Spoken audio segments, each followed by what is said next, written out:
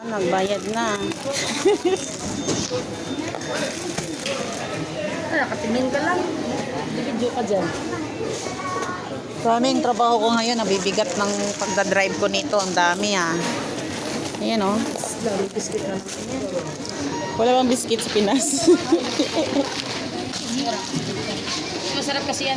Parang maring. Masarap yan, masarap. Parang maring. Peanut yan, di ba? Hindi, oy, glucose yan. May peanut sa loob. Pinat. Meron ka pala. Mga magkano kaya yan? 500? Or mga 1,000? Sabi naman. Oy, naabot ako. Kano lang, oy. Siguro, mga 500 siguro yan. Oy. Ano? Maglalpas na tayo. Sige, ano tayo? Pustahan tayo. 300 pa. 500 yan. Hindi. Yes, madam. 8 ba 6? 8 lang yan. 9? It's okay. No problem. It's okay. Take all. Yung pieces. Pieces? Pila da? 8? 8 lang yan. Ba't hindi niya bilangin? Ba't nagtatanong pa siya? 500 yan. Hindi.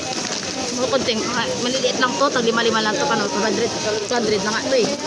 Start tayo. Staan tayo. Oh, wait. Okay. Sorry.